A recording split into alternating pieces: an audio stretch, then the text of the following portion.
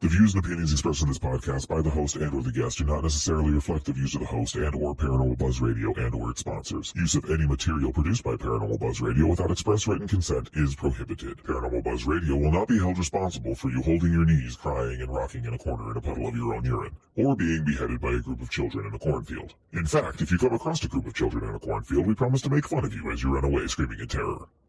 Listener discretion is advised.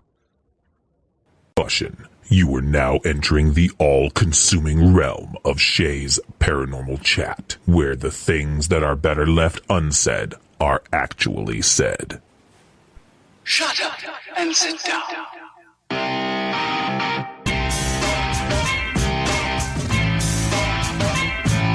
You're listening to Shay's Paranormal Chat. Paranormal podcasting done Shay's way. Tons of fun. Dude, seriously? A bit sarcastic. Hashtag investigator, not hunter. But always real. Hashtag data, not evidence.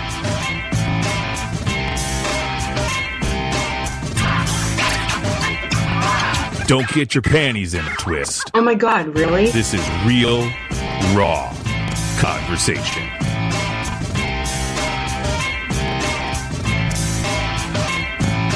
Ladies and gentlemen, welcome to the show.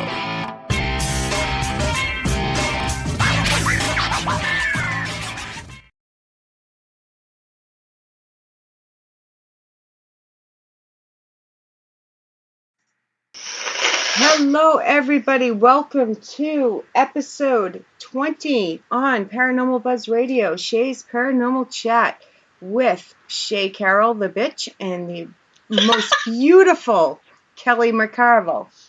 Hang on now, I wear that bitch title like a crown. Don't steal it from me. You know. The one time I made it a point to tell my friend Toby tonight, I start at exactly 8 p.m. Eastern every Friday. I'm a few minutes late, of course. It is all good. You know. That's what we do. Yeah. How are you feeling? How are you doing? I am not going to lie and say that I am 100%, but I am so much better than I was the last 48 hours. I really thought I might die. It was horrible. I heard you and Charla Wednesday night, and you both sounded sick. Yeah. And we were talking before the show, and it sounded like we had the same thing. So it was rough, but you know what? I love doing these. I love talking to people, so I sucked it up, and but I'm feeling better. But I will, full disclaimer, here's my show disclaimer, guys. You will hear me cough. You will probably hear me sniff. Sorry. Yep. Oh, that's me the past few weeks. Try not to let you hear it. I kind of feel bad because the people that I saw at the Manchester Paracon, hunting the Haunted Paracon Redemption, they are sick, and the people they have had contact with since then are now sick. And I'm thinking, oh God, I hope it wasn't me. Well, and I don't even know where I got this, but man, it's a computer viral virus. Is that what it is? Because I was fine, and then I was sick, and it was, it was horrible. Yeah, I just have other medical issues, so I've been sick for a couple months. Not that it makes it any worse, it just drags it out. Right. You know, so I'm like, better, worse. Well, I gave it and went to the doctor, so that should tell everybody how sick I was, because I don't go to the doctor. But the nice part about that is when I do go in, they don't argue with me. They're like, oh yeah, she's sick. Here's some medicine. So he gave me the good stuff. My doctor knows if I even call. I'm like, Yep, that's pretty much how it is. So I got to check chat here because I was so excited about it's a 20th episode. That's pretty cool. That's a lot. It's gone so fast. It's gone ridiculously fast. It has. It really has. Oh, look, I was speaking of Toby a few minutes ago. He made it to chat. Speak of him and he shall come. Yeah, so I'm going to give some shout-outs here. I do the beginnings, you do the end, because she reads better than me, so she does the ending. I got some book learning. Yeah, she got the book learning. Of course, we have Matt Waddell, co-owner of the network. We have Mr. Toby Hartford. We have Cynthia, of course. Cynthia, thank you last night for having me on the show. Even though I was in pajamas, not many people would have allowed me on a live Facebook feed in pajamas, but you did. So much love. We have Mama Pat. We have Miss Kim, of course. We have Kelly. We have Wolf. Kim Purvis, man, let me tell you, 9 times out of 10, that girl is the first one in chat. I know. She's dedicated and awesome. Hey, do you know her show is starting next Thursday right here on Paranormal Buzz Radio? I have heard that, and I am super excited. Of all people that deserve a podcast, let me tell you, that girl is so dedicated. And she supports absolutely everybody. So That's anybody why. who's listening tonight, please jump in and listen to her show and support her, show her some love, because it's going to be a good time. 1,000% supports everybody. Facebook live shows, YouTube shows, podcast shows. Real shows. She's been to our expos. She's an awesome person. Hello, We like her.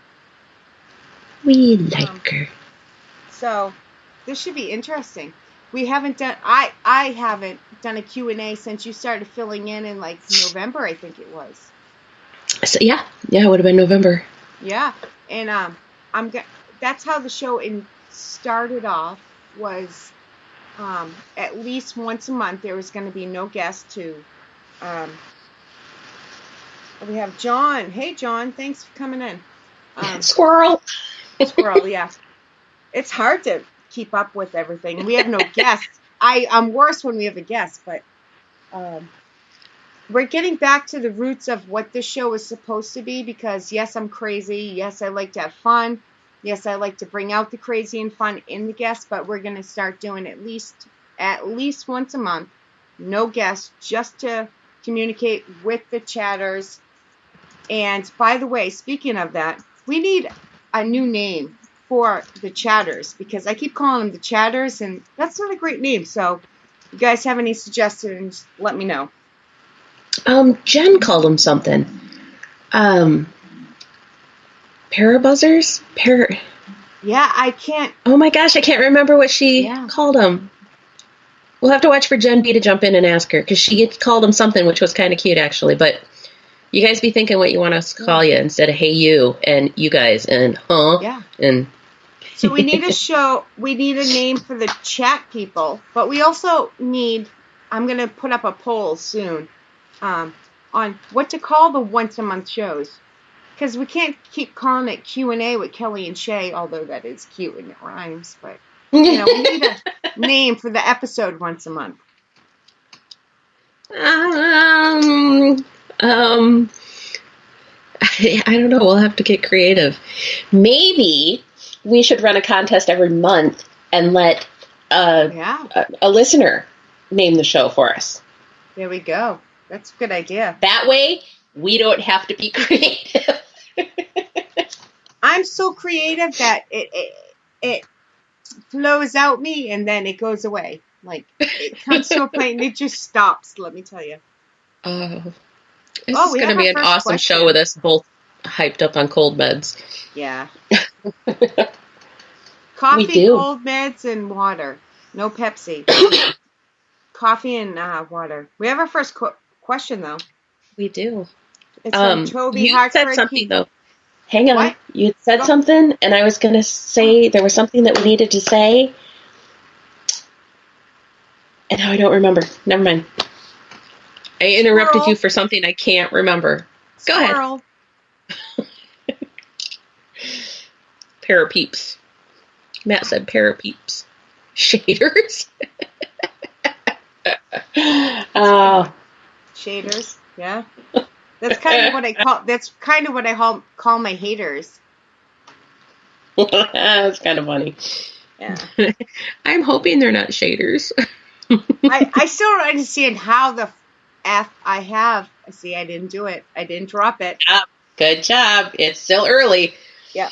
I still don't understand how I have haters or why my opinion is that important to people that they have to send me hate mail, but it happens, man.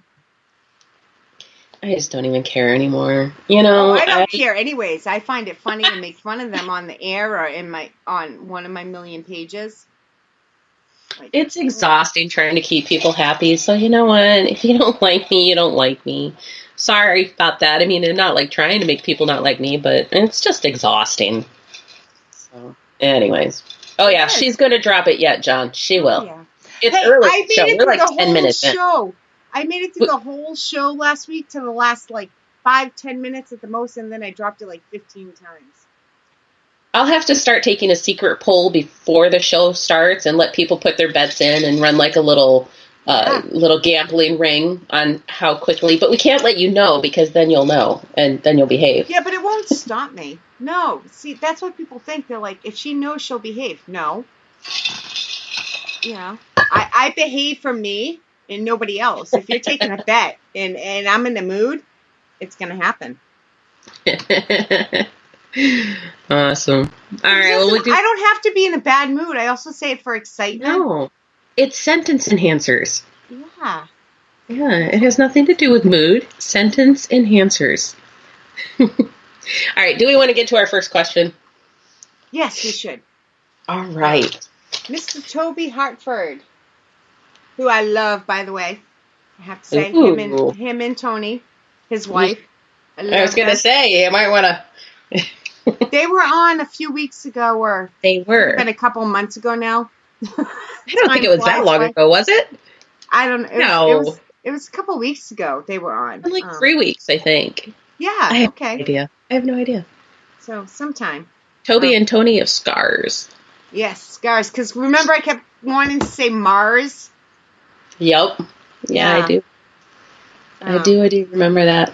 All right, so he wanted to know, I should find his actual question instead of paraphrasing it, because I only wrote down part of his question. You're better than me. I don't write them down. I paraphrase and get them all wrong. I told you I was going to try to keep track for us, but you saw how well that went. He is asking about what is the most active locations that we have been to? Do you know offhand? I know which one had the most energy, but I'm hesitant to call it active. So, for me, by far, the house that had the most energy, the most overwhelming presence of anything was Villisca. And it was ridiculously oppressive. I couldn't breathe. I couldn't spend all the time in there. I had to keep leaving the house and regrounding. And then at the time that the murders actually started, it's very, very intense for me. I don't know that it would be that way for everybody, but for me, it's ridiculously intense because I see it playing out in my head. They're showing me. It's like I'm watching the movie of it happening. So that's been the most intense location I've been to. As far as the most active location I've been to,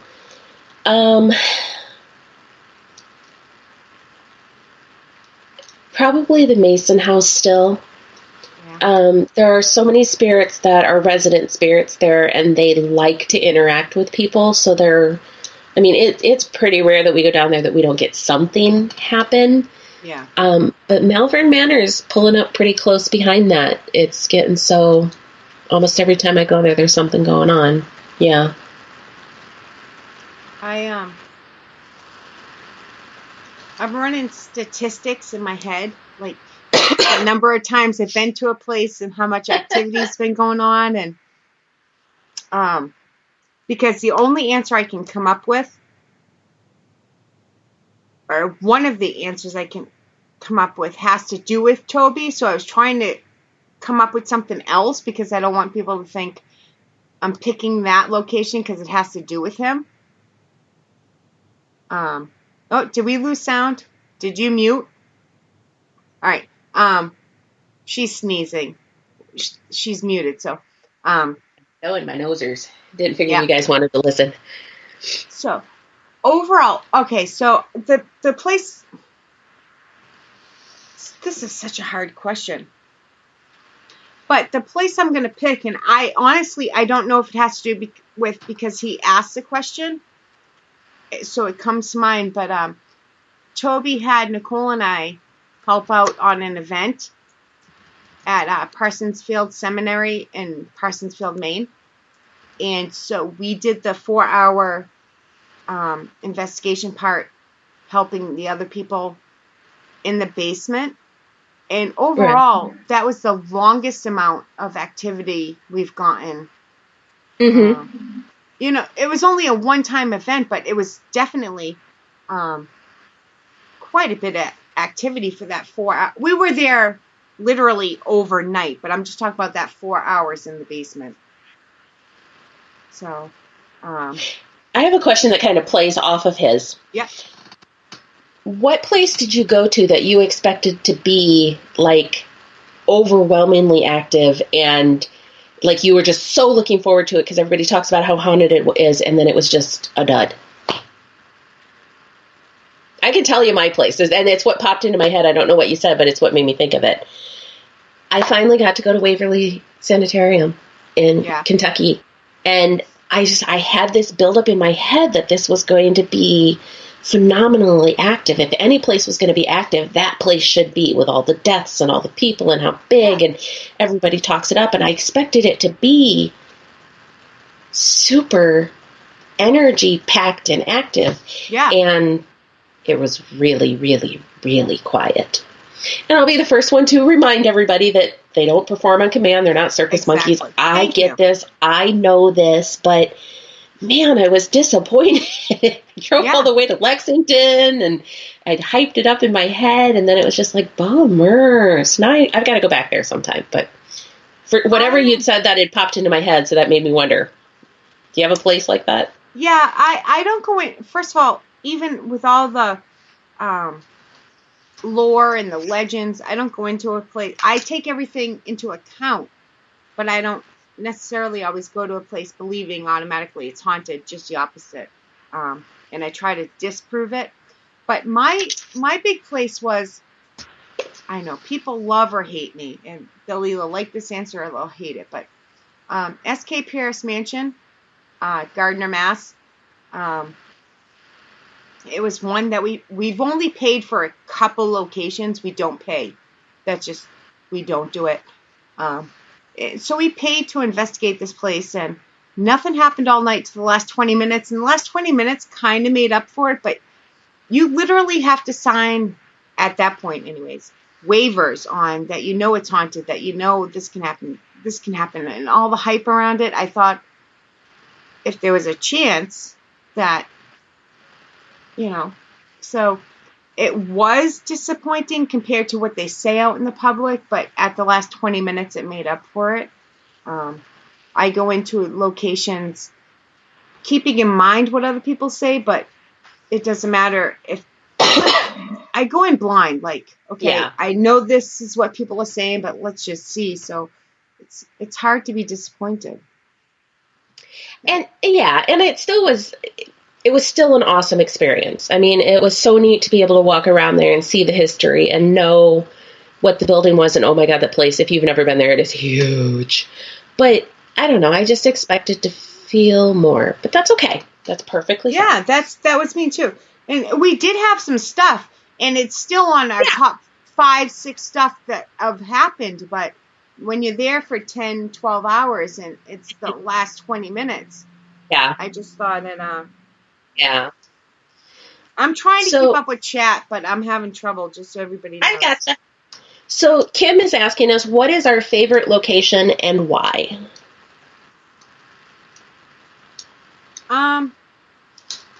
My favorite location to this day will still be Madam Shree's Forest, Madam Shree's Castle in West Chesterfield, New Hampshire.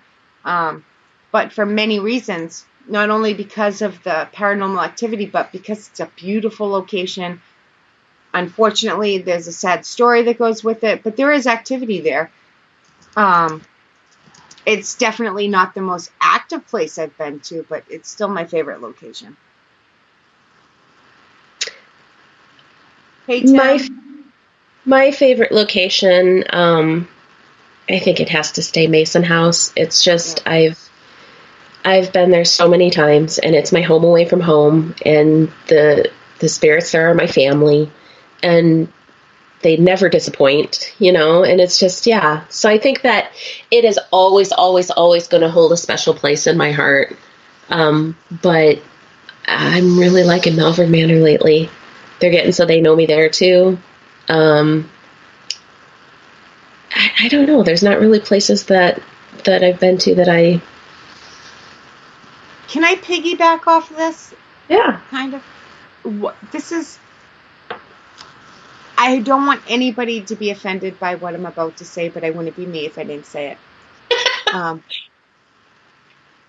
And mind you, I do this too, so I really don't mean offense, but it's hard for me to pick my most favorite haunted locations because in the back of my mind I'm thinking, these are souls that are stuck here for some reason, whether they want to be here, not want to be here. So I have that soft spot. As much as people don't believe, I do have a heart. And that sticks in my mind. And when people tell me their experiences, I'm like, oh, that's cool, that's awesome. But yet those aren't the right words to describe it either. It's very hard for me. A very hard balance. But and this is one of the places that we differ a little bit on our beliefs, but I don't think they're stuck. I mean, the spirits that are at Mason House, but the spirits that are at Mason House, they're there because they want to be there. They can come and go as they want to, and the time that they decide they're done being there, they won't be there anymore. I know that. See, I believe that too. I believe some are, but then in the back of my mind, I'm thinking about, what about those ones that are stuck? But in my years of doing this, Shay, I've ran into like one or two of those. I don't think there's nearly as many stuck spirits as people think there are. They may refuse to go through their review period and not be able to move forward to their piece, but that's a choice that spirit's making. So that's a free will choice that they're making on their own. It's not like something else is holding them there. So think of it that way. It's okay, if I haven't left my house in 6 months and you're feeling bad for me because I haven't left my house in 6 months, it's my choice. There's nothing stopping me from leaving my house. I'm choosing not to. Does that kind of make sense? It does. I'm not saying in all cases. There are some. No, it does. But I'm one of those people that it bugs me not knowing. It bugs me like I got into a conversation about what the difference between shadow people and dark masses are, and I'm like, first of all, we don't know if all shadow people are shadow people. We don't know if they're spirits trying to form and they don't form. We don't know if dark masses are just dark masses. We don't know. So my mind goes round and round and round and round and round. There's like no stopping it. None. So it doesn't help when I'm on a show like this. So our Waterloo Expo that's coming up the first weekend in March, we have Mike Ricksecker come in as one of our guests. I know. Yeah. His topic is shadow people. I am super excited. Yeah. One of the days he'll be speaking on that. So I love anyways. them. Yeah. No, they deserve a special shout out. Haunted Road Mike Media. Ricksecker, Shayna Wonkel, and Vanessa Fogel. Yep. Haunted Awesome Road people. Media, Tuesday nights, 9 p.m. Eastern on YouTube. I really love those guys. They're good people. Every time we've been on air, something's happened. Together. Seriously, I'm not even joking, but they were good about it. Kate Fellman. Oh my gosh. Chipped her ankle when I was on air with Vanessa and I had to leave the show. Stuff happened with the show Mike was on, but they were good about it. I do love them. They're pretty easygoing, and they're good people. I love his. I say his, but it's all theirs. But it's his. But most of that they agree on most everything. On shadow people, I really. Yeah. Yep. All right. So our next question is from Tim, and he's asking, "What is the one place you would like to investigate, but have not had the chance to do so yet?" One? I know. It's just narrowing it down to one thing. I don't have a specific location, but I can tell you that I am itching to get into a castle. Castles are always just something that have drawn me, and it isn't even the grandness of a castle. Excuse me. I know this sounds really stupid, but it's the dank, dark stone halls and fireplaces, and it's the castle parts of it that I'm drawn to, and I just desperately want to get into a castle somewhere. I don't even care where, but Ireland or England or something. The place I love isn't even, it was like a French chateau, and she called it her castle, but it had the structure of the it wasn't brick, it was the mason work. Yeah, I don't know what type of stone they use for those, but yeah. It looks like limestone, but I'm guessing it's probably not. Yeah. Half of it was burnt down, but I still love it. But Lep Castle in Ireland, that'd be an awesome place. Fun. There's some places out in Massachusetts that are abandoned castles. So, yeah, castle would be awesome. I would like to get into the Queen Mary, though, too. I would always love been on my bucket list. But the chances of me getting to California are slim to none. I know. It's so far away. I did do the USS Salem in Quincy, Massachusetts. Ooh, I want to go to Salem, too. I have a huge list of places I want to go, but... I've been to Salem. One of my favorite cemeteries to investigate is in Salem, Massachusetts. Awesome. Yeah, so... But, USS Salem's the only place I ever caught a picture of any picture of something that I would call possible paranormal. And I don't mean an orb, I mean like you can see the skeleton outline of something that wasn't there. Yeah. So. I haven't myself caught anything, but I know one of the times that we were down at Mason House and Mama Pat was with me, I think she might have been the one taking the pictures, but she was taking a series of pictures and you could kind of see like this dark shadow coming into it. Yeah. And then it just was gone. But the last group event that I arranged and hosted down at Mason House, we had a gal that was down there, and she was with some friends who are from a paranormal group, so she was good about taking a series of pictures.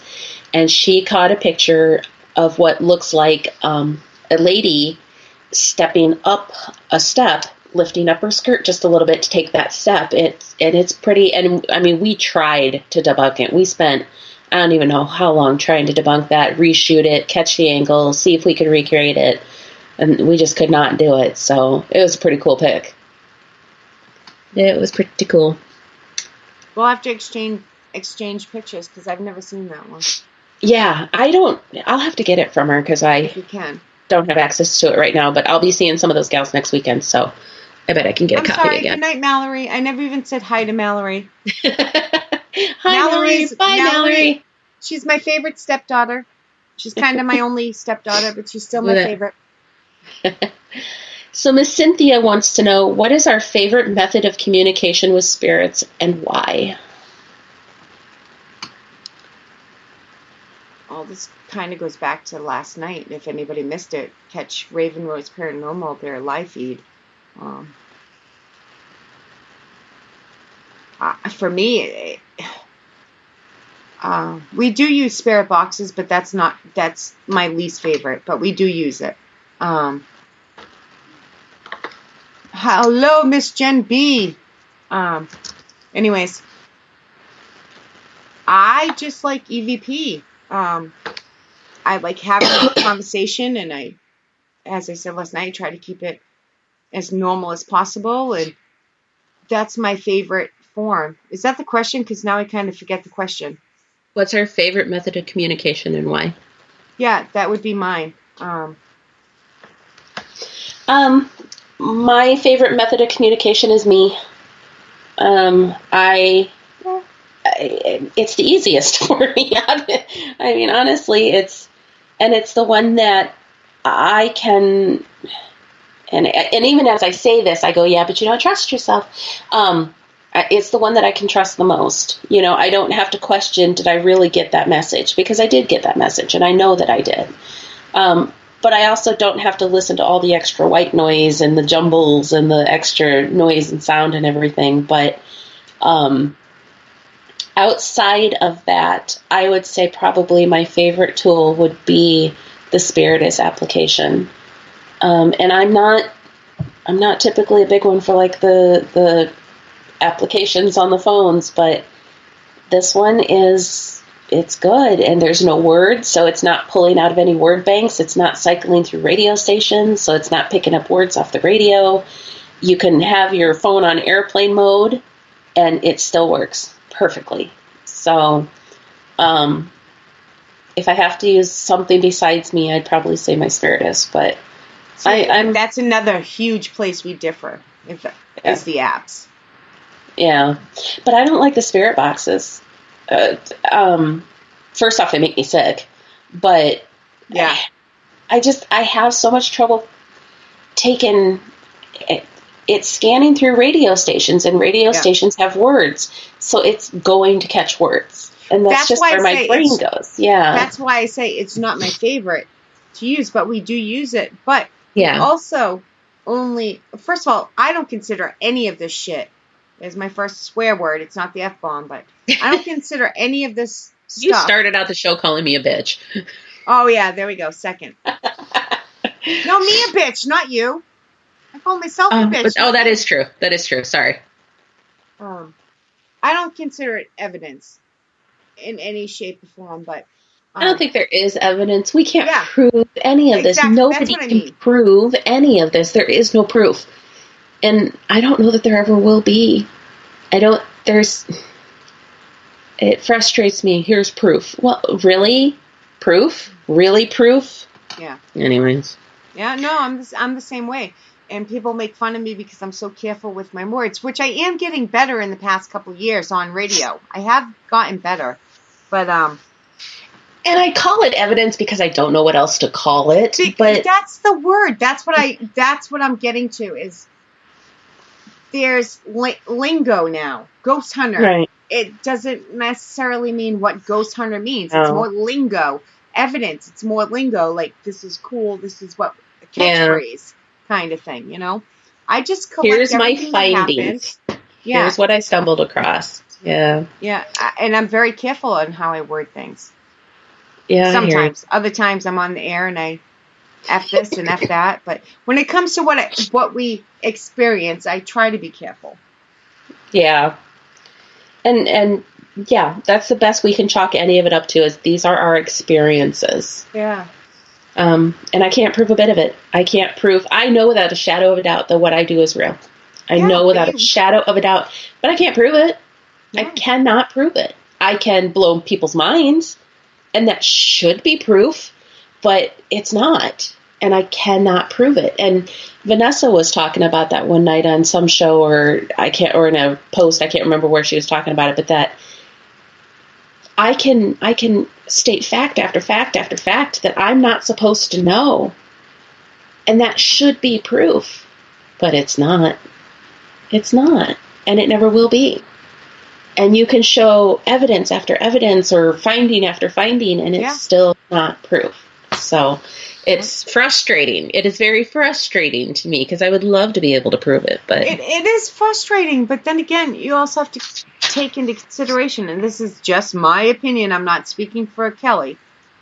You also have the assholes out there that fake things. Mm-hmm. Or exaggerate things.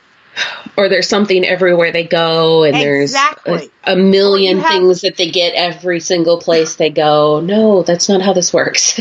No, it's not. And I've heard that multiple times in the past couple months, that if you don't get something everywhere you go, you're not doing it right. Well, fuck you, buddy, because that's not how it works. Honey, if you get something everywhere you go, every time you go, you're doing something wrong.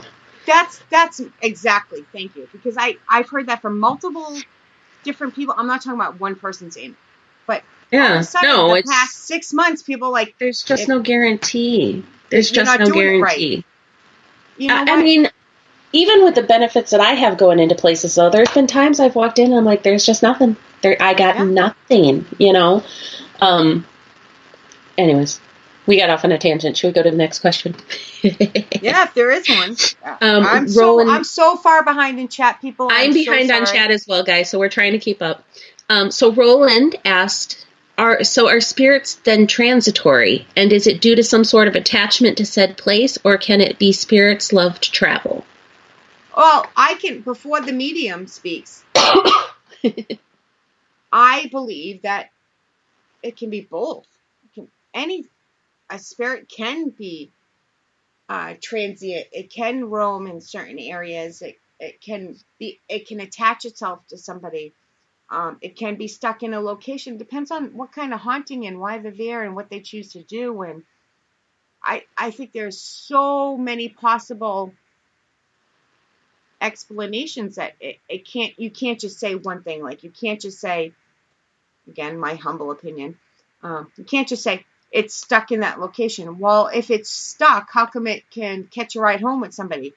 How come it can move to 3 houses down? Or, I think each case, just like each person, as individuals, we're all different. And you can't say the human race is this because of these characteristics, because of this.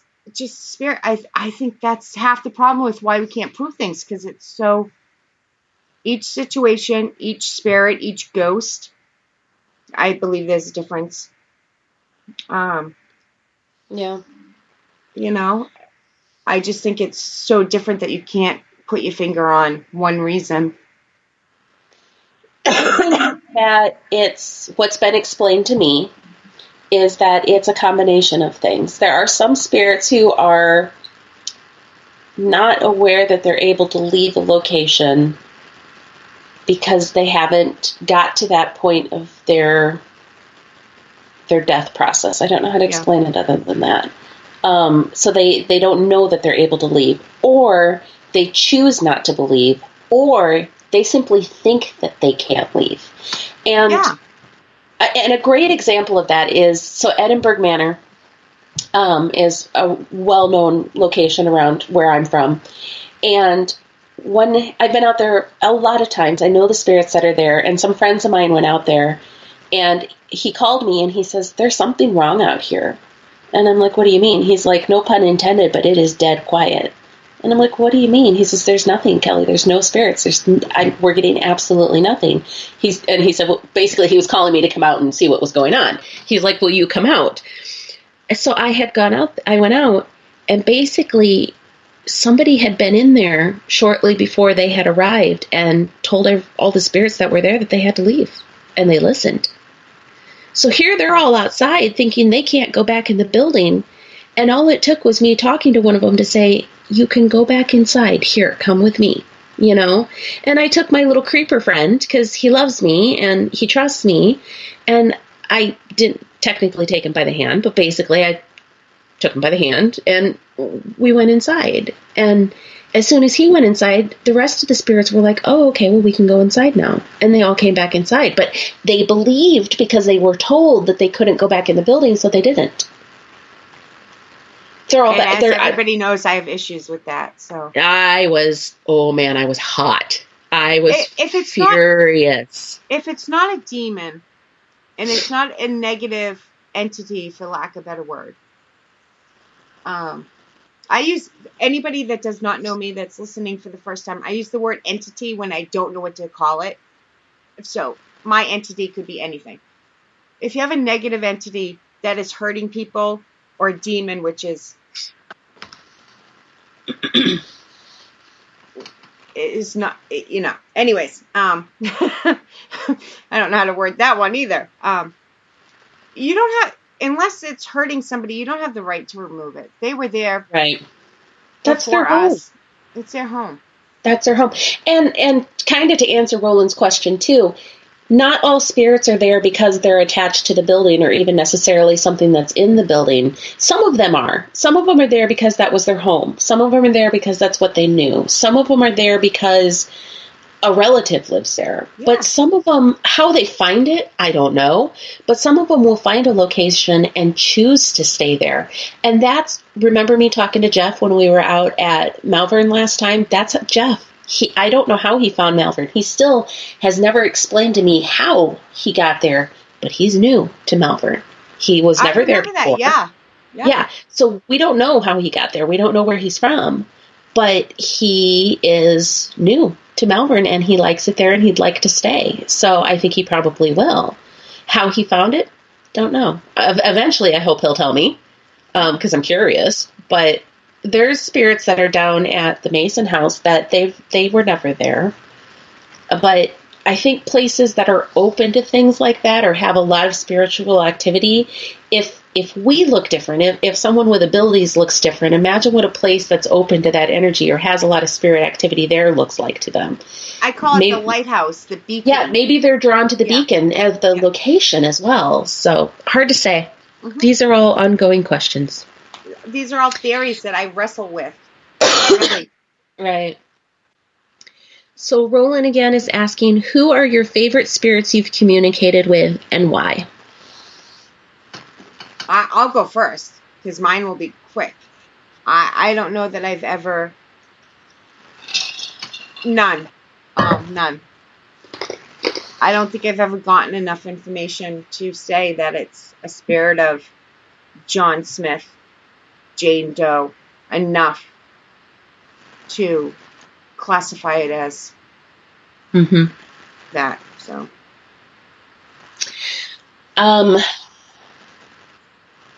my favorite is probably going to be Marky, and he is a 15-year-old Confederate soldier who was wounded, and he was being transported up the Des Moines River to try to get to the Keokuk Hospital, and he wasn't going to make it, so they stopped at the Mason house and took him in there, and that's where he passed away. He was an example of a stuck spirit because he didn't realize when he was before he passed away, he was going in and out of consciousness. Yeah. So he was never really sure when he was awake or when he was dreaming. And when he died, he didn't realize. He thought he was still just waking up and dreaming. But he knows now, and he's fine, and he's there because he wants to be. But he's such a good guy. And for 15, he's just a good person. And he cracks me up because he took a liking to me and he kind of attached himself to me. And I suppose that's a little bit of the soft spot too, because he doesn't talk to a lot of people. He's pretty introverted, but he likes me. But he'll come and he'll find me at other locations. We've talked about hitchhikers or transients. He'll come and find me and talk to me at different places. And he's always the first one when I get down to Mason House to say hi. And so he's one of my favorites. See, I've never had that experience as many times as I've been to certain places. Or it's also, I'm kind of skeptical. So even if there is coincidences and it could be the same spirit, I won't believe it because there's no proof of it. I'm not a medium. I'm not a psychic. I don't have that connection. And I have an unfair advantage. Yeah. Yeah. Definitely. Not unfair. Well, it's a little unfair. But I don't know. I mean, I connect to spirits at different places. You know, Edinburgh that we were talking about, there's a little boy out in the cafeteria in the basement that I connected to, and I love to talk to him. And at Renwick Manor, there was a house servant there that I connected with. And, I've made a connection with not only Jeff, but the shadow guy at Malvern. And I don't know, if you go to a place multiple times and you are able to see them, hear them, talk to them like I can, then you kind of get so you know them. We've gotten the same responses at locations that we've done multiple times, but in my mind, I can't see or hear their voices, so I don't know that it's the same one. Yeah. This question, I think I might be skipping the line here. If I missed any questions, I'm sorry. But Maureen has a question. She's the next one. You're good. And this is all you. This question's all for you because I'm going to read the question. I'll give my short reason of why this is all for you. How do you guys deal with portals or vortexes if you find them at a location? I do not necessarily believe in portals or vortexes, and that is why I do not discuss them on shows. I'm not saying I don't believe. I just don't really quite believe either. I think I'm going to shock you then, because I don't know that I do either. Oh my God! No way! Really? I really thought you were going to give me shit for this. No. I think that there are locations that are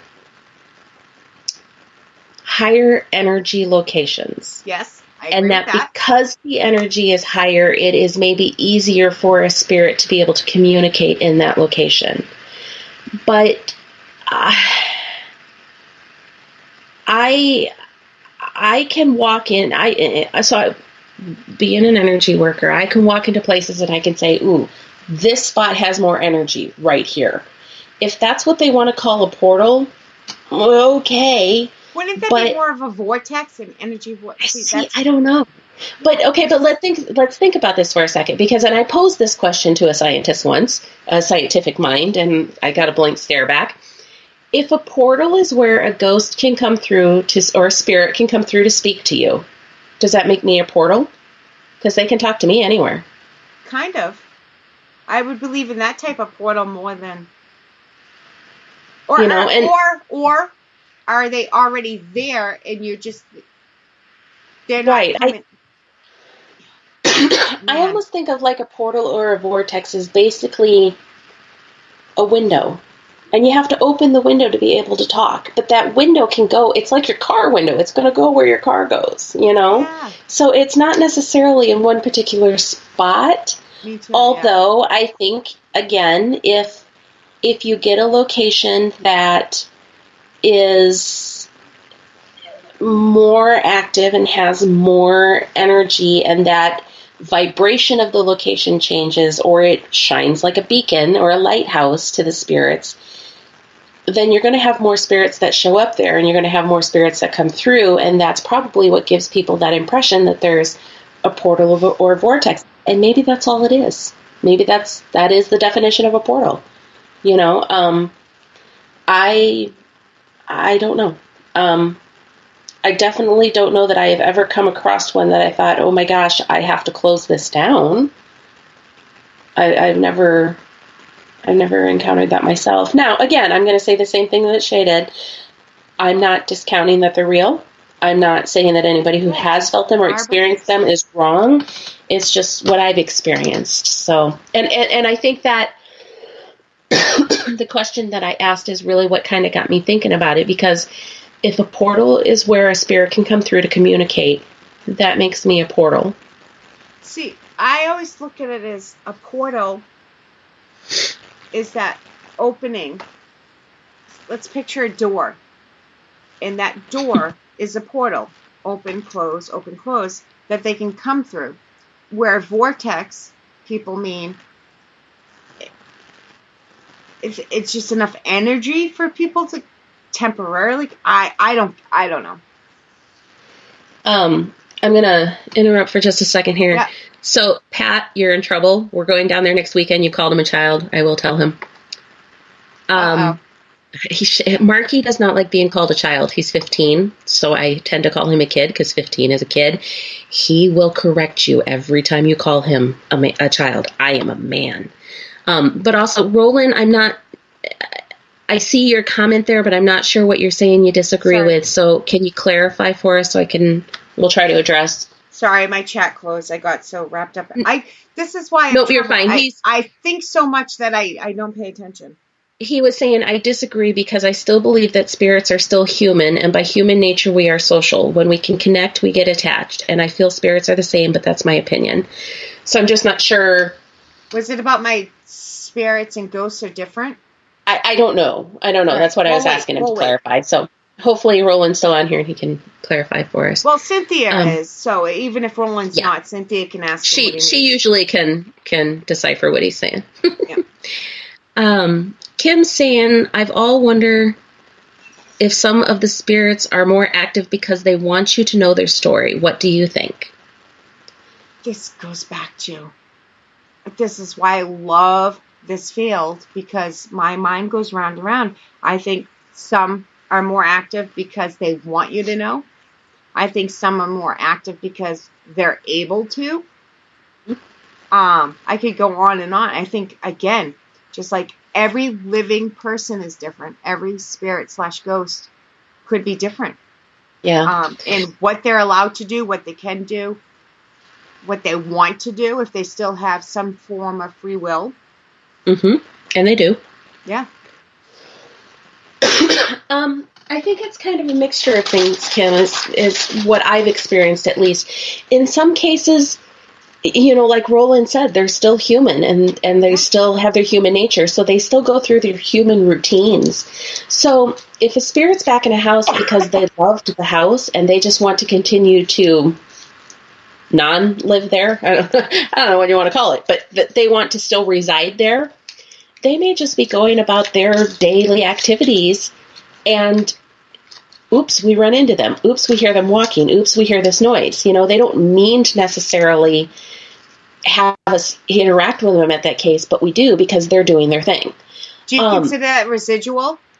Or no, not, intelligent can also? It can be both. It can absolutely be both. But there are times, too, what Shay said is absolutely true. Spirits will have different levels of energy. They're different strengths, And it doesn't necessarily have anything to do. I used to think that maybe it had to do with how long they'd been passed over. If they'd been dead longer, they were stronger, and that's not the case. Sometimes I'll meet ones that haven't been gone very long, and they're super strong.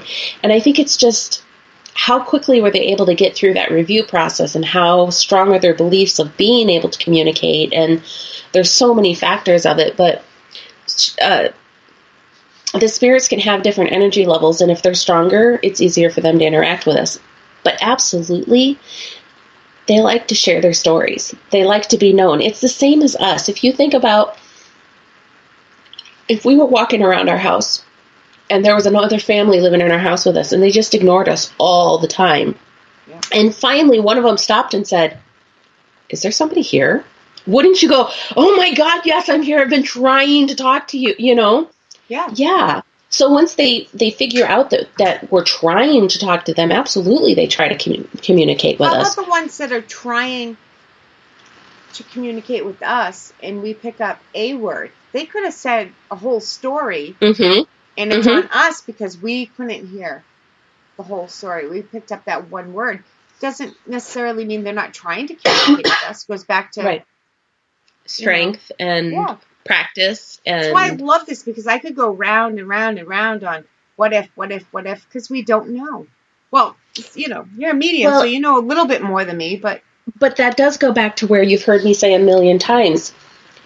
You almost need to have on a paranormal team your science with your tools and a sensitive, because that's the only way that you're going to get the whole story. Or as much of the story as you're able to get. If you move to New Hampshire, you can join my team. Ooh, there you go. Until then, I might hold out. But but because when I'm out and I'm with the teams that are doing the science side of it, they'll get a few words through their devices, and I can fill in the rest of it with what they're telling me. Or I can say part of what they're saying, and they'll finish it on the devices. So you put the two of them together to get that whole story, And sometimes I really have to pay attention when I'm on site, because it'll be like I'm getting a whole sentence, but it's going back and forth in words between the two of them. So otherwise it might be, it's like I, there, and, and so it's not a complete sentence from here or here, but when I merge it together, there's a whole sentence. So it's interesting. It's frustrating. Gives me a headache sometimes. But, I think once they know that we can talk to them, and I've seen this a lot, and actually you'll hear it on the Spiritus a lot, that they're like, they can hear us. They're listening. They can hear us. Like, fascinated that they can talk to us. And then they start talking. So yeah, I think they do like to share their stories. Wouldn't you if you hadn't talked to anybody really for years?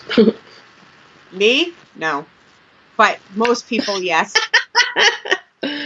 Oh.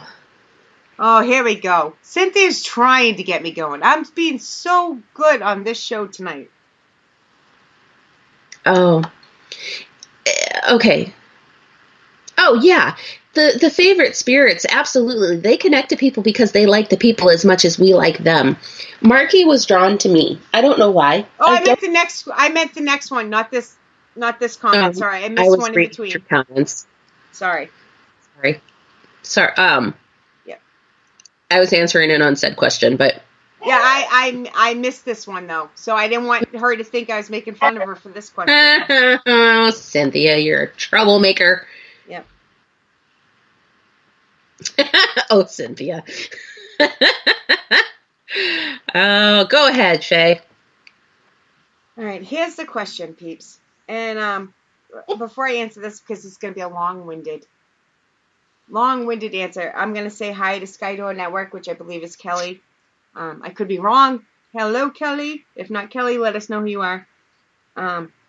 Here's Cynthia's question. What do the two of you think about the whole trend of everything is negative and evil in the field right now? I say it's fucking bullshit. There is my first F-bomb. It won't be my last. Probably not even in the next couple sentences. I don't even know where to begin on this because most of the time, if you couldn't communicate, picture, I'm trying to be politically correct here and trying to get my point across, and I do that poorly. Picture an autistic child, which I know many of, some in my family, that cannot communicate. They get mad. They lash out. Well, what about these spirits that are trying to communicate? They can't. They lash out. They're trying to get your attention. So sometimes shit happens and you get scratched. You get bumped. You get your ass slapped. Not because they're demonic or demon. Right. Demon, as Roland says. We are never going to think of that the same. Damn it, Roland. Yeah. It doesn't mean it's a demon. It doesn't mean it's negative. But if that's how it gets your attention, or my biggest thing is, if you're an asshole in life, there's a pretty good chance. Thank you. There's a pretty good chance you're going to be an asshole in death. So, but it doesn't make it negative. It just makes you an asshole. I'm a bitch. But there's so much truth to what you're saying, though, Shay, because if a 3-year-old, when they may come up and they just mean to tap you to get your attention, but they don't understand how hard they're hitting you. Yeah. And a spirit if you're going, Kelly can see me, you guys can't. If a spirit is like tapping you 6, 7, 8, 9 times, and it's not working, of course they're going to be like, whack. And you feel that. You're thinking, oh my God, it's a negative entity. It's a demon. And if they're so used to putting their hand out and going through something, and they think they're going to go through it, and all of a sudden, oops, that thing's solid. Well, yeah, they may give you a shove. They don't mean to. And, all of these scratches and bruises and blah, I cannot even tell you how many times I come home from investigations and I have scratches and bruises. You know why? Because I'm walking around in the damn dark, climbing up and down off the floor, carrying heavy equipment, walking into things. Who knows what I've done? I've never once jumped to, ooh, I got wounded, I got scratched, I'm not saying that it can't happen. I'm sure that it can. But unless you know 100%, I've got bruises on my leg right now. Yeah. I don't know where they came from for sure. I'm pretty sure it's because I was like full body wading into the snowblower to try to push it through the snow, but that's besides the point. I think maybe twice, and my sister Nicole's busy tonight, or else she'd be in chat jumping all over me with the wrong statistics. A couple times, because I'm old, my memory doesn't work. A couple times I literally have been standing there and like you feel that jab, and then it's like, okay, it's burning, but I still don't chalk it up to necessarily paranormal unless I were to get something on it. EVP saying, hey, I just cut you. Then, I'd be like, Right. Well, but even then, so like, again, Mason House, there was a situation where the owner, Joy, was up. I think she said she was standing on a bed. I can't remember what she said she was standing on, but cleaning something over her head. And all of a sudden, she kind of got shoved. And she could have gone to, oh my God, it's a demon and they're trying to hurt me. Well, somebody fessed up through their communication devices, and she can actually communicate as well, and basically had said, I just meant to get your attention. I didn't mean to shove you. I'm sorry. They didn't mean to. It's just oops, that was a little too hard. I've done it to my kids before. I've reached out to smack them for something just playfully, and I've connected. It's like, oh, oops. Yeah. So, I did it once and broke my poor daughter's heart. Oh. I'm one of those people, and I know the chat is going so quick I can't keep up. It's okay, I'm trying. Between the two of us, we're doing pretty good because it's quite I know, busy. right? It's quite busy. I'm one of those people that if one thing happens, okay. If two things happen, okay, well, that's kind of cool. It could be a coincidence. 3 things happen, you get my attention. But you can tell, like, I'm like, hey, guys, on my videos. Hey, guys, this is interesting. What do you think of this? Versus, hey, we got this on the spirit box while we felt this, while we saw this. You know what I mean? There's different levels. I'm too cautious. Right. Believe it or not. Right. I don't mind. Are we ready to move on? Yeah. Yeah, okay. Quick. Save me. So, Roland is asking, we dealt with a spirit that refused to speak to Cynthia but would speak with me, though I'm not a medium, because of the generation he was raised in. Do you think that their belief does carry over prejudices, bias, and traditional beliefs? And then Pat actually responded right after that and said, ask about Dora. It's a good example. And yeah, Dora is one of the places I was going to go with that too. So do you want to answer or do you want me to go ahead? I kind of said something about this last night too. Yes, again, if you're an asshole in life, those traditions are going to carry on. And if I can't speak to this certain situation because I wasn't there, but if you're an asshole and you think women are below you, after you die, you might not necessarily want to speak to a woman. Right. And there is truth to that. I think that their personalities don't change. Yeah, asshole in life, asshole in death, super friendly in life, super friendly in death. So if it was an age where a man didn't speak to a woman, then he's not going to be very encouraged to speak to Cynthia. He's going to want to speak to you. Children are drawn to mother figures more often, Dora. I get so sad dealing with child spirits. I get kids all the time. But so Dora is from the Granger house here in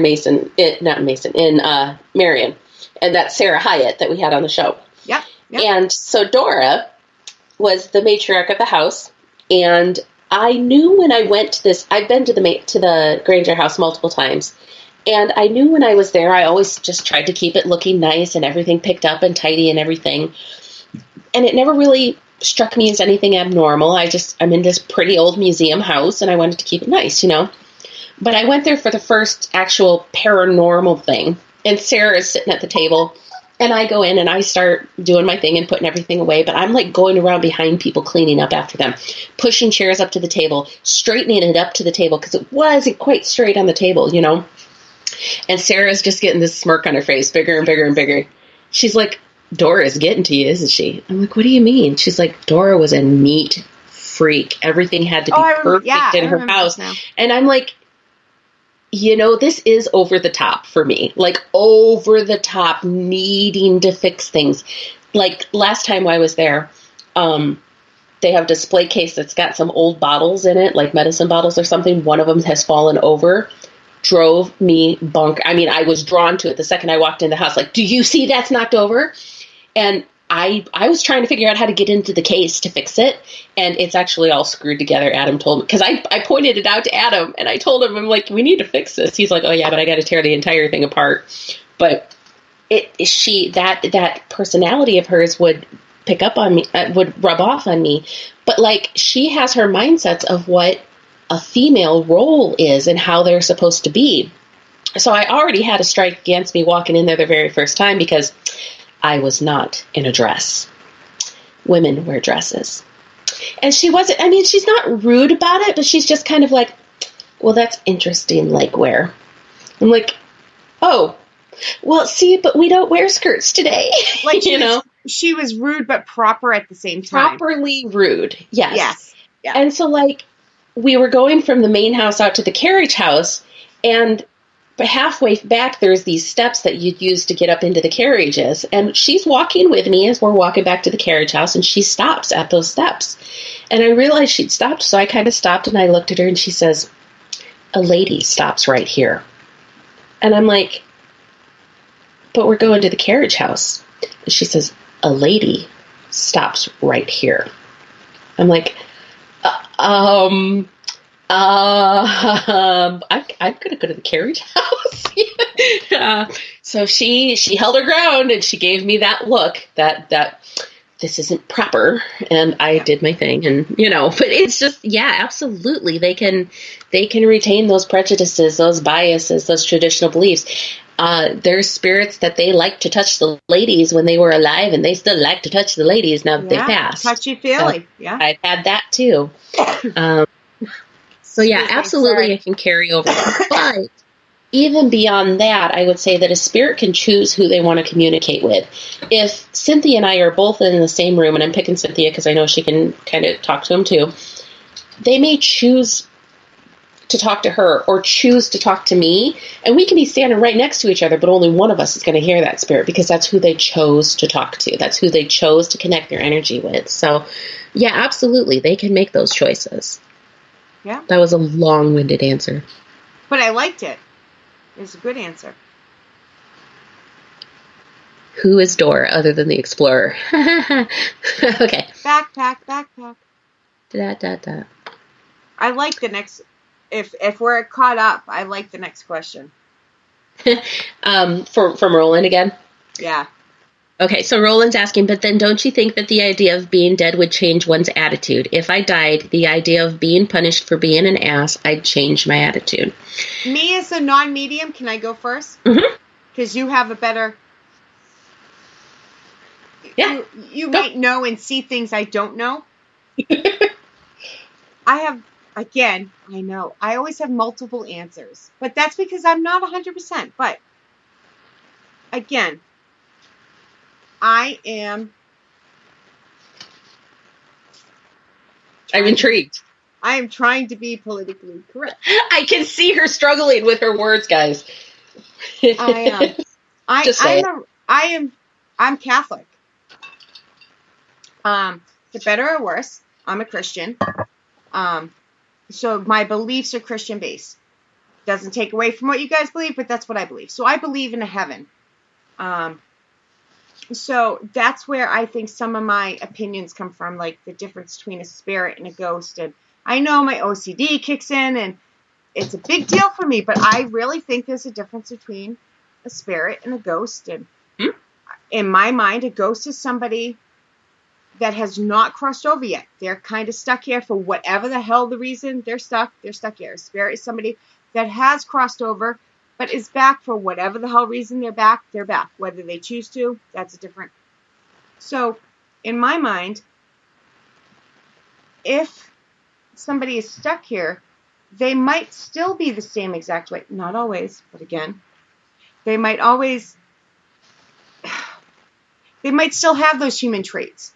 Whereas if a spirit has crossed over and come back, or a spirit guide, once they cross over, they come back, they lose those human. So I'm having trouble here, but I know my train of thought. If they suffered from multiple sclerosis, if they suffered from autism when they were alive, once they cross over and are allowed to come back, that those physical ailments are gone, where if you haven't crossed over yet, there's still a good chance you're stuck with those for now, at least. Right. Am I making any sense? Because I know what I mean in my head, but I can't get it out. I think I'm following what you're saying, and I think you had me up until the last little bit where you said if they have like autism, they still have autism. I said could. They could still have some of the traits.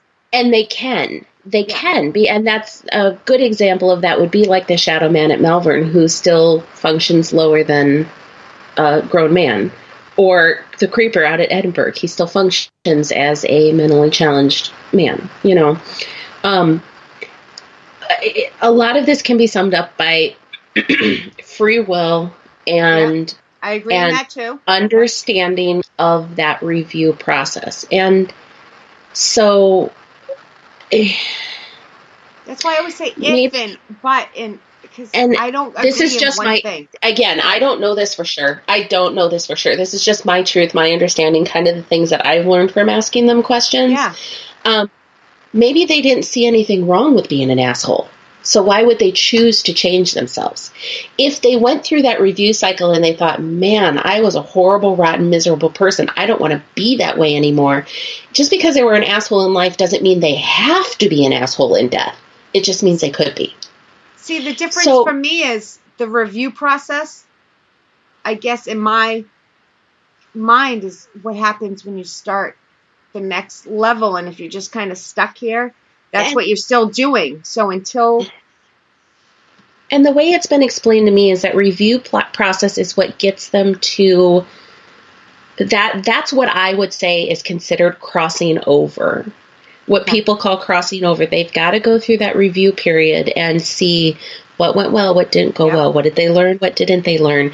When they get through that review period and they become enlightened, that's what I assume everybody is calling heaven. It's their peace. They find their peace. I'm in the same place with you. Yeah. So I think we say the same things. We just call it different things. That's a problem in the paranormal world, though. It's a problem in the spiritual world too, in the metaphysical world. So many people get different labels, and they're like, "We think different things." No, we think the same things. We just get different names. It different, honey. Tomato. Yeah. But they could go through that review period and go, oh my God, I was a horrible, horrible person. I don't want to do that anymore. You know, or maybe Dora, for example, Neat Freak Dora, went through her life just being, or let's assume that she wasn't Dora. I'm not saying this, and this is going to irritate her in so many ways. Let's just assume that Dora was a raging bitch. Sorry. She doesn't like swearing.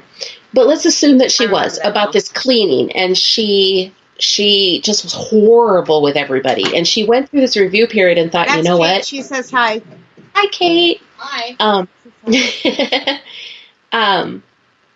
Maybe she went through the review period and figured out it really is not that big of a deal. So she's reached that point of her review and her piece and said, I'm good. I'm not going to focus on that so much anymore. Well, she obviously went through her review period and decided it wasn't such a big deal. So... or she just didn't care, yeah. She thinks she was doing it right, which I'm not saying that she was doing it wrong. She wasn't hurting anybody. So, yeah. I don't know. That's... now I'm behind again, sorry. So it could change their attitudes, but it doesn't necessarily change their attitudes, but that is a free will choice. I think most people forget that even in spirit form, you have free will, absolutely. So the next, you're just so much better spoken than me. I've answered these questions before. I'm thinking, but I'm already, as I'm about to answer a question, I'm already thinking of other possibilities. Do you know what I mean? Like, because I don't have one set belief systems for all of this. And I don't know. I'm just going based off of what they've told me. And again, I've got this unfair advantage that I can ask them questions. You know, I can hear say, voices, well, what about but they're this? What in my about that? head, in my shrink said. No, I'm kidding, people. But your shrink may be wrong, because I hear voices in my head, too. You know, I just had to decipher which ones were mine and which ones were not mine. And now I know. But at first, I thought maybe I was crazy, so... Yeah, but you've been dealing with this for a long time. I was just being a smart ass trying to... Well, but no, there's absolute truth to that. When it first started, I just thought I was really crazy, and it was hard.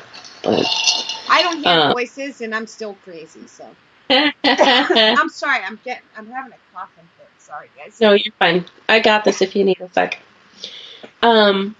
So the next question that we had was from Roland, and he's saying, can a perv?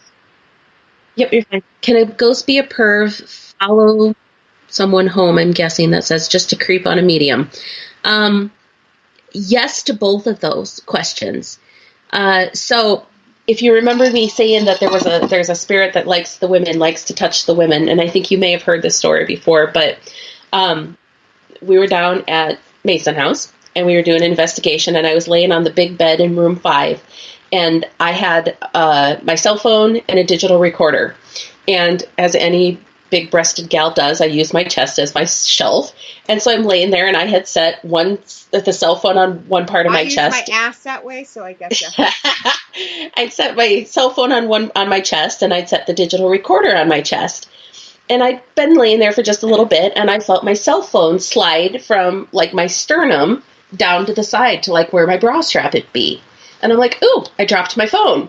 So I'm trying not to move. I'm feeling around on the bed beside me to try to find my phone, and I cannot find where it fell. And I'm like, what the hell? Where did my phone go? So I turn a little. I tip my body finally to try to find my phone, and I feel my cell phone slide off my chest.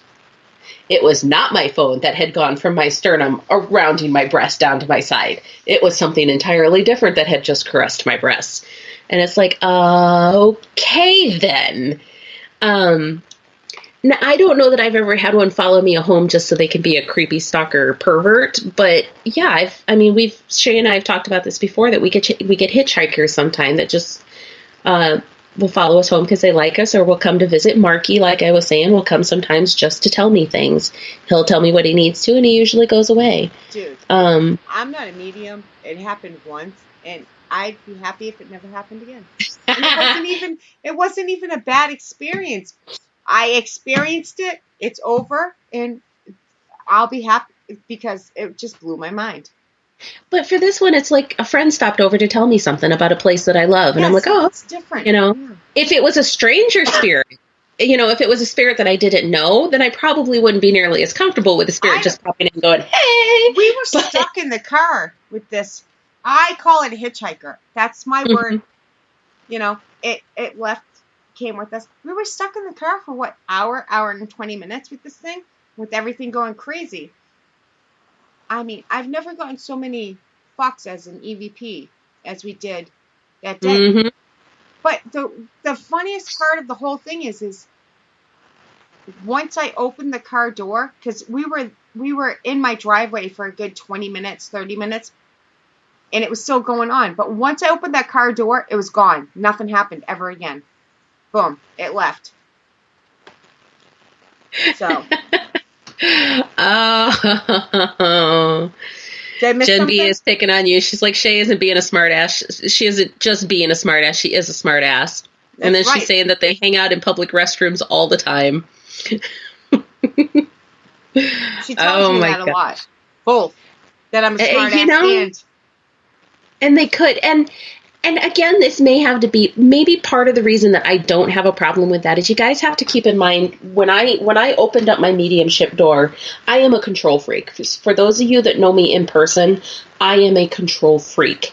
And I did not want to be a medium because I didn't want to be Teresa Caputo, who had people talking to you all the time and you couldn't control when they came and where they came and what they were saying. I didn't want people showing up when I was taking a goddamn shower, And so I've got pretty strict rules in place about when they can come and talk to me. And my spirit guide is my bouncer. She doesn't let people through. So put her in guard, and my bubble, my protection bubble that I've got up around me all the time. I'm pretty well protected most of the time. But I did have one time that they got through in the shower. I do psychic parties for people where I'll go to their house or to a location for a group of people and do like a gallery or do individual readings or whatever. But I'd read for this group of ladies once, and they were having me back for a second time to do it. And so I was in the shower and I was getting ready to go. And all I did was think, well, I wonder who's going to come through for them this time. And there's this deep male voice that goes, well, I'm going to be there. I'm like, whoa, dude, boundaries. No. Like, this is off limits. Go away. I had one question that just like to 15. I'm not even lying. My mind just went boom, boom, boom, boom, boom to the point where I forgot most of the questions. Is that because you're a medium? Or do you think that I tend to think there's probably spirits all around us. We just, me as a non-medium, I don't know it. But I think there's some kind of... I think in that situation what happened is because I had... the medium, right? Well, and because I am a medium, but I thought about them. I thought about the people that I was hanging out in the bathroom because it's a bathroom. No, but I kind of put that little energy feeler out there just by having the thought, and he grasped onto it and came back and said, woohoo, I'm going to be there. And, he did have this wicked little smart ass tone to it. Yeah, just kind of like, I'm going to get, there was, he knew damn well what he was doing. He knew damn well what he was doing because there was a smart ass attitude behind his answer. It's like, you jerk. And I still to this day, I don't know who it was. He didn't come through when I went to the party. So I don't know who he was, but I'm like, scared him being like, no, get out. Right. Because I did get a little, it got a little strong worded. So, they can take me by surprise. They absolutely can take me by surprise. And I don't always feel them until they're there. And when I was out at Edinburgh this last time, I can usually feel when a spirit enters the room. But if I'm focused on something else, I may not necessarily feel them. So we're all standing looking down this hallway into where there's a pool table because we're hearing noises coming from down in that end of the building. And so we're just trying to hear, is there a logical explanation? Is there something there? And so we're focused on that. And all of a sudden, I hear in my ear, like literally right next to my head, what are we looking at? I about wet myself because it was one of the spirits who had walked up beside me and he was standing there beside me looking down the hallway and he kind of spoke right in my ear. What are we looking at? I'm like, don't do that. Announce yourself. I experienced that in November at Laconia, that it was it was whispered, so it was soft, but it was so in my ear that I could feel it on my eardrum. Like, does that make, those voices that vibrate your eardrums. Yep. It's the only time that's ever happened. I'm like, and you can hear me. I'm not releasing it, but you can hear me saying, this isn't going to make sense, but not only did I hear that, but I could physically feel the air on my eardrum in it. Yep. Yeah. Because they're there. We have about 10 minutes, guys. I see more questions coming. I told Kelly this would only be an hour show since we're both sick, and she said, we'll see how that goes. I called that one, didn't I? Yeah. I didn't think we'd have so many questions. So Cynthia is asking, why do you think places like schools and things are or can be haunted? We're either going to have the same opinion or totally different here. I love this. Do you want to go first? Oh, I don't care. I can because I don't have the advantage of being, in my mind. What I have come to is, number one, sometimes people are seldomly, but if that happens to be that child's favorite place or that person's favorite place, that could be a possibility. Most of the time, same as cemeteries, even more. Yep. I think it's the land that the cemeteries are on, not the people buried there. Whatever was there before the cemetery. You tear down a house, the spirits have nowhere to go. They're still on the land. So that's they still see the house that's there that you tore down. Yes. Oh. Yes. Yeah. I agree. I do. I think sometimes they're there. They'll go back to school or they'll go back to a building because that's where they were happiest. Yes. Not necessarily where they passed away. We're pretty positive the house that I grew up in, the guy that lived there for the longest period of time, I think, he just loved the house to the point that even after he sold it to my mom and dad, he would just come over to visit, and he'd say he was coming to visit my mom and dad, but he was coming to visit the house. because he loved the house. And when he passed away, we're sure he was there because all of a sudden, here's a new energy in the house, and it felt like him. So, he went back to the place that made him happiest or that he had good memories. And that's important to note, too, that they can go back to whatever age they want to be, too. They don't necessarily have to be the age they were when they passed away. So if I was happiest right now at my whatever anniversary I'm on in my 29th year. 21. Yeah. No, shush, I am not. This is where I'll come back to, regardless of when I actually pass away, So yeah, it doesn't necessarily, and it could be that, again, the school wasn't there. It could be, a Native American. I went to a friend's house. She was renting a house, and every night she kept kind of seeing a shadow, and it was a residual thing. But she was confused because it was walking from a place where there was nothing into where her water furnace heater was.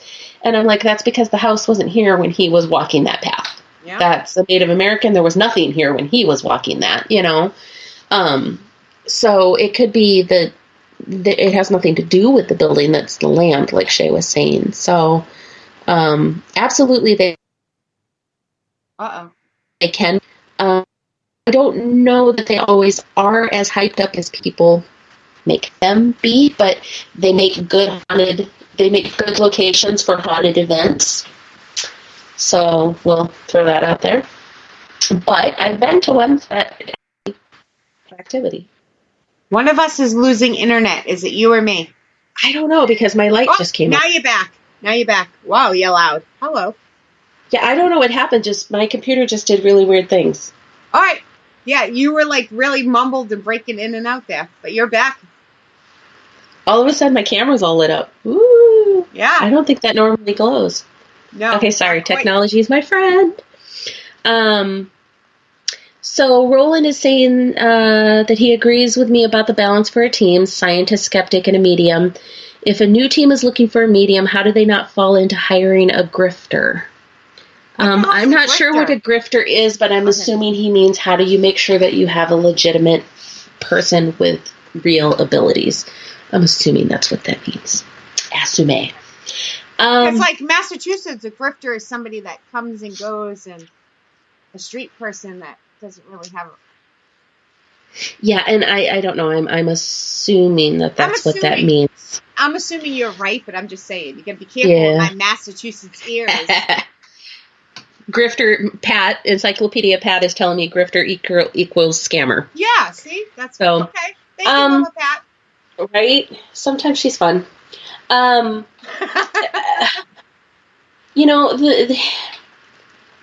think that, and I know this sounds absolutely stupid to say this, but I am going to say this. The first thing you want to do is trust your gut. Before you even give anybody an opportunity, how does that person feel to you? If they make you go, ew, then they're probably not a good person. I hate to say rule out somebody just by that, but it can be they're not a good fit for you either. But right. I 100% agree. Yeah. Yeah. Don't disregard your gut feelings about people, but don't be afraid to try them out. It can definitely be a situation where you take someone with you multiple times on investigations to see how they work. Does their style work with yours? Because, honey, this goes the other way, too. As the sensitive, I'm going to make sure that the science people that I'm working with are people that I want to work with as well, and aren't oh my God, there's a demon everywhere, or everything is something, So, you've got to find that good fit. There's got to be this meld of personalities besides the skills. So, it's never hide. It is a tool on both sides. Whether I as a paranormal investigator, whether it's a teammate, I'm looking for a paranormal investigator, whether I'm looking for a medium, and that person, whether they're a medium or an investigator, are looking for some. They're still tools. You got to kind of look at them as tools, because you can like somebody and still not work with them, but you still have to figure out. Right.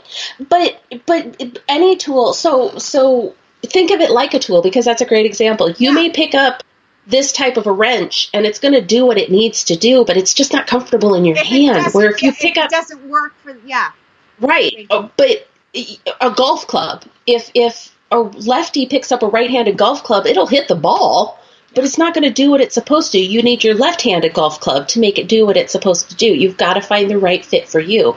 So I think regardless of whether you're looking for a science person, a skeptic person, an intuitive person to join your team, never put someone on the team without having those trial runs first. You know, go out. How long do you say? Because I haven't been through this, but I think would it say at depends. least 3 months. I mean, you got to make sure that this is. I don't permanent. think it's a time frame nearly as much as it's an experiences. Because if you only go once in that 3 months, that's still not a good feel. You know, it's got to be multiple experiences in different situations, because in a residential home, they might react differently than they do in a commercial location, and they might react differently in a commercial location than they do in a group setting. So what role are they coming in to fill, and what does your team do? Are they going to be good in all aspects? And if they're not good in all aspects, that's okay, but know your team's strengths and play their strengths. And if they're not good at public speaking, don't put them in front of a room full of people to public speak. Here you go. I love metaphors and similes. Sometimes a flathead screwdriver and a butter knife can do the same thing, but it's not always going to be a good fit. So pick which one works for you. Right. You know, it's just a matter of who fits in.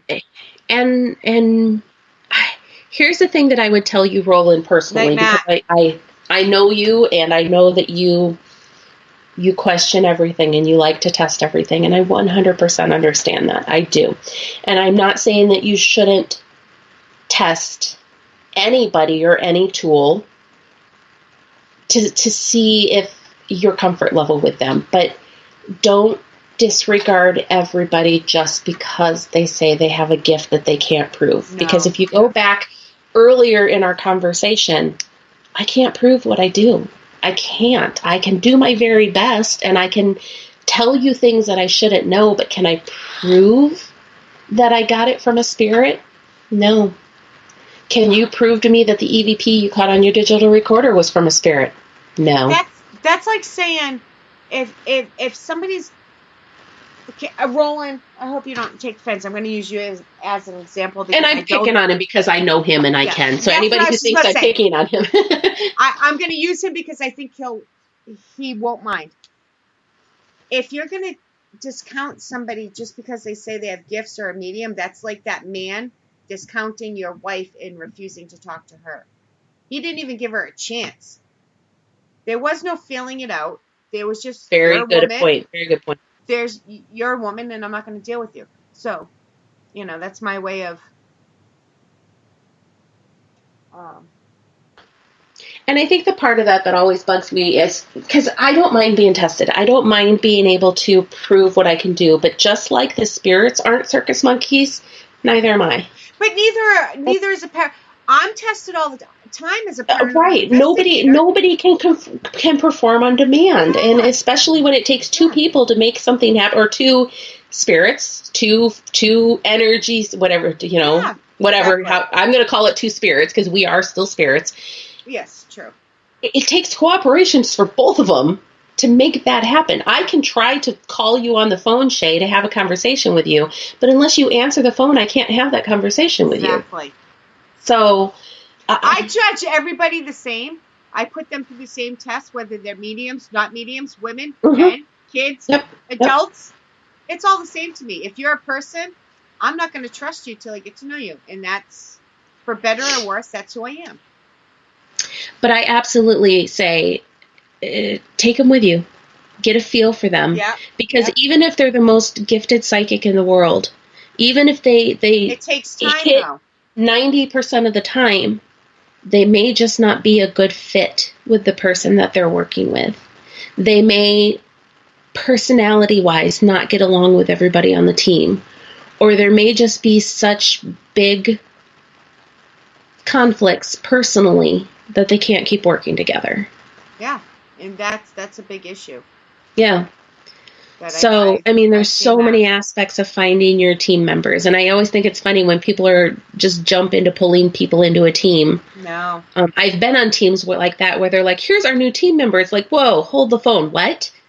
No. Like, hi, Kelly, this is Sam. Sam, this is Kelly. You're on a team together now. He's our new blah, blah, blah. I'm like, what? No, we did not discuss this. No. Yeah. But it's a done deal. How do you tell that poor Sam? Sorry, we didn't talk about this. Bye-bye. See, that's where I'm working on my people skills. Yeah, well, again, that goes back to personality conflicts within a team and control freakedness. So, I know. Anywho. People think I joke. I really legitimately have OCD. I'm not even kidding. Like, it's a thing. I really do. So I make so much fun of myself that people are like, ha, ha, ha. And I'm like, no, I really do. Like, well, here's the thing, and this is funny, and I know people are going to go, well, that's just weird, and I say this to people, and they basically call me a liar to my face. I don't really like people. I'm very introverted. I really am. I can get along with people. I absolutely can. And if I get to know people, I like people. So don't get me wrong, everybody that I like, I do truly, genuinely like you. But I'm not one of these people who are like going out and seeking friends. And I don't know. So to spring somebody new on me, yeah, that's not a good thing always, because my instant reaction is, oh, wait a minute here, and I'm naturally gonna, if you spring somebody on me, strike one, and it's not even their fault, and they've got a strike against them. So that's a me thing, and I know that that's a me thing, and that's something I'm trying to get past. But I don't like surprises. No, I'm the same way.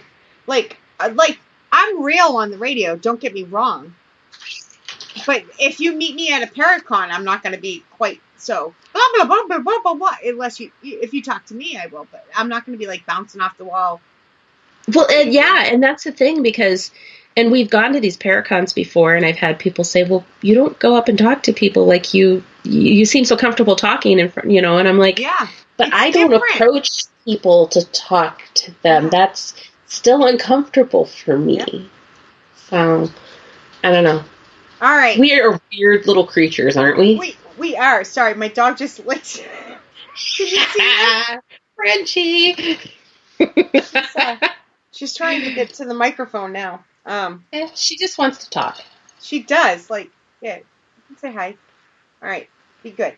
I think that was going to be one of my first questions that I was going to ask you, but we got questions right away, so I'm glad you brought that up about how we are on the radio and not. Like, yeah. I'm a homebody, believe it or not. Like, this is kind of like the drunk me at a bar, but I'm sober. But it's just, there's no, it's just, here I am, because I'm not dealing with you face to face. There's none of that feeling. I've gotten better. I've gotten a lot better about, and the expos helped a ton with that too, because everybody knows me. And I don't always know them. So I always get people coming up like, oh, Kelly. And I'm like, hi. So I've had lots of years to get more comfortable with that. I can't see chat right now because I have my dog in my hand and stuff. But do you feel it before and after? Because I feel when I go to Paracons, the build up to, I'm like, okay, I'm going to be in the room with all these people and I have to like calm myself down. But the energy of after being in the room with all these people, I literally have to like be like, okay, this is not me. This is the people. I literally have to talk myself down. It has nothing to do with the one-on-one because I'm good with the one-on-one, but walking into a full room and it's overwhelming. It could be my whole family. Right. Not so much for me, but that took a lot of practice. That's actually why I had to start learning how to manage my abilities, because I was picking up everybody else's thoughts, feelings, emotions. And so I had to learn how to protect myself at a pretty early age. And so I started building my bubble. And it used to be that I'd walk into a situation like that and go, ooh, overload, put your bubble up. And I'd have to consciously think about it. And now it's just there and I don't even have to think about it. So I'm usually pretty good. I'm very, very lucky that I don't have to work harder at it than I do. Okay, guys. Did we miss any more questions? I think I don't think so. people are saying good night, and I Yeah. said an hour. We've been on for an hour and 45 minutes now. Oh, yeah. I told you. I did tell you. You did tell me, though. You want to give some shout-outs before we go? Sure. All right. So, as usual, we had Miss Kim Purvis in there first. Thank you so much. And Paranormal Buzz Radio was in there, and that's what you said. You were on the wrong account. Yeah. Mama Pat and Wolf and Cynthia from Raven Rose, and then Shay got back in under her own name, and Matt was in there, and Toby Hartford was in there for a bit. I'm not sure if he's still in there or not. Miss Luna dropped in. John. I'm scrolling up through. I'm sure I'm going to miss somebody. Boop, boop, boo. Tim Schoon was in there, and if everybody can send just a little bit of healing energy towards Tim, he had some work done today on his teeth. Teeth, right? Yeah, I thought so. Yep. So you could use some good mojo. Miss Mallory popped in for a little bit, and Roland, of course. Thank you for all the questions, Roland. And yes, I was picking on you. I hope you still love me. That's great questions, though. Yeah, he does have good, and he does. I love his questions because he makes you think, and that's, they very, and he's never asking the question in a bad or derogatory way. Truly just his science brain. He wants to know these questions, and he wants to, he thinks so big. Yeah. He's got amazing questions. Questions. We could believe the same thing, and I'll debate you. Like, just to get the questions out there. Like, absolutely. And that's a lot of times, he's asking the questions just to get people to think about it, if nothing else, I think. So, I love his questions. All right. Miss Jen B did pop in there. Oh, Maureen dropped in for a little bit. She had a great question tonight, too. Yes, she did. I think I said Wolf already, but I can't remember. So, if I did, you get a double shout out here. I think Mama Pat. I think I said Mama Pat, didn't I? I don't know. I just like saying Mama Pat. Mama Pat. I was right on the Marky thing too, so I'm going to have to remember to tell Marky that you called him a child, so he can be mad at you all weekend. Because that's a good time. He doesn't stay mad. We were down there one time though, and somebody said a boy of 15, and very clearly through the communication device you hear, "Man, I'm a man." It's like, whoa, okay. Miss Kelly Steffen dropped in under Skydoor Network. Thank you, Kelly. And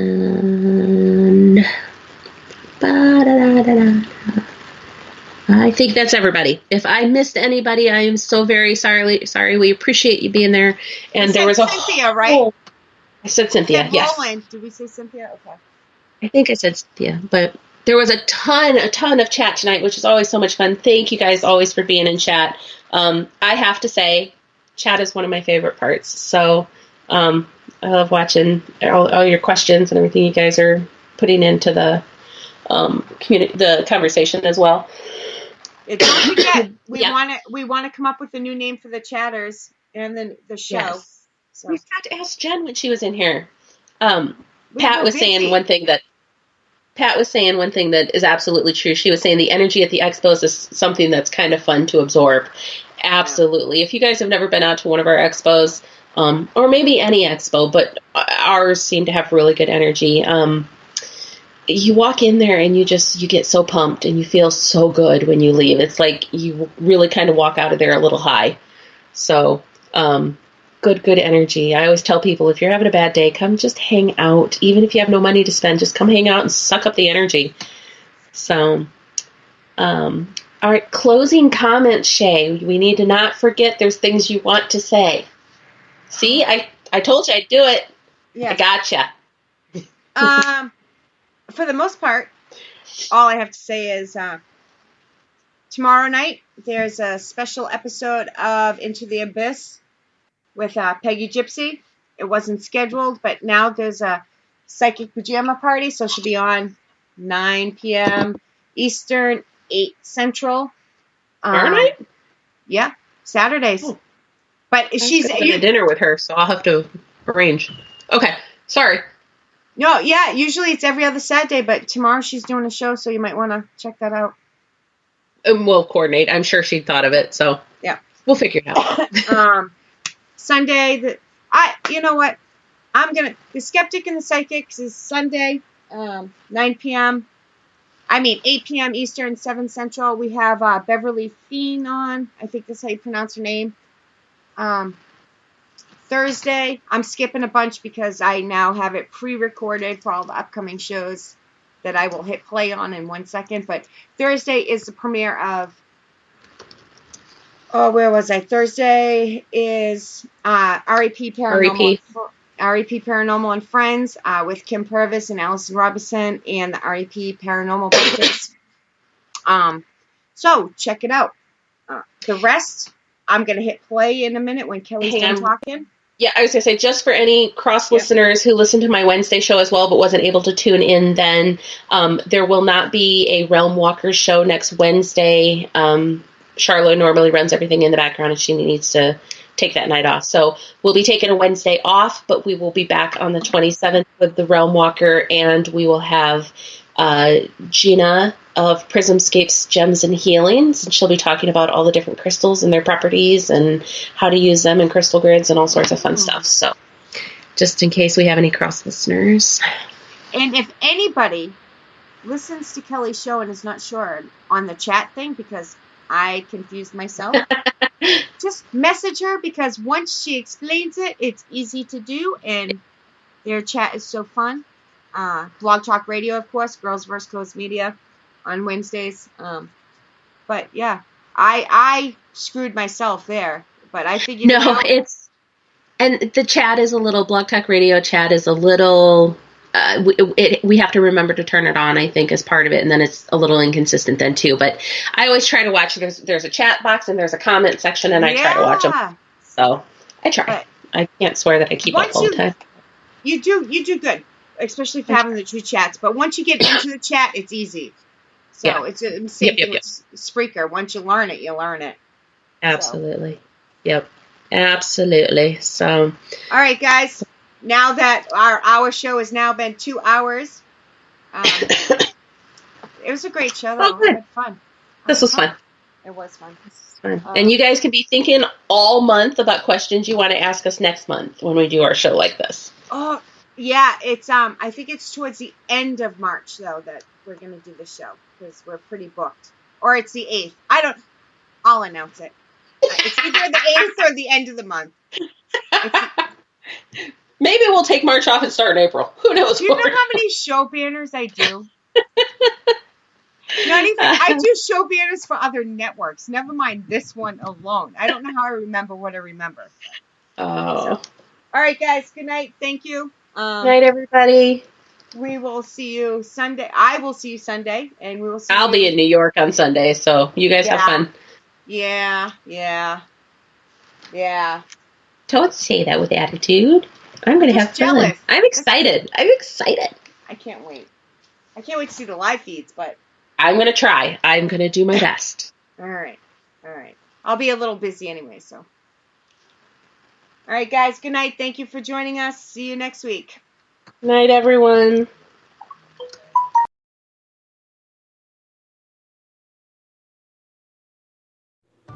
Thank you for listening. Paranormal Buzz Radio is live only on Spreaker. You can also find us on iHeartRadio, iTunes, Stitchers, and Spotify. Here is your winter and spring show lineup for 2019. Every Sunday night, The Skeptic and the Psychic with Shay Carroll and Psychic Gen B, 8 p.m. Eastern, 7 Central, 5 Pacific. Every other Monday, B Squared Magic Monday with Bridie and Benji, 8:30 p.m. Eastern, 7:30 Central, 5:30 Pacific. Coming March 11th, every alternate Monday will be Origin with Benji and Matt, 8:30 Eastern, 7:30 Central, 5:30 Pacific. Coming February 21st, every Thursday night, REP Paranormal and Friends with Kim and Allison and the rest of the REP Paranormal Buster gang. 8 p.m. Eastern, 7 Central, 5 Pacific. Friday night, Shay's Paranormal Chat with Shay Carroll and Kelly McCarville. 8 p.m. Eastern, 7 Central, 5 Pacific. Saturday nights, Into the Abyss with Peggy Gypsy, 9 p.m. Eastern, 8 Central, 6 Pacific. To find out more about Paranormal Buzz Radio, check out our website at paranormalbuzzradio.com. Like us on Facebook and follow us on Twitter and Instagram.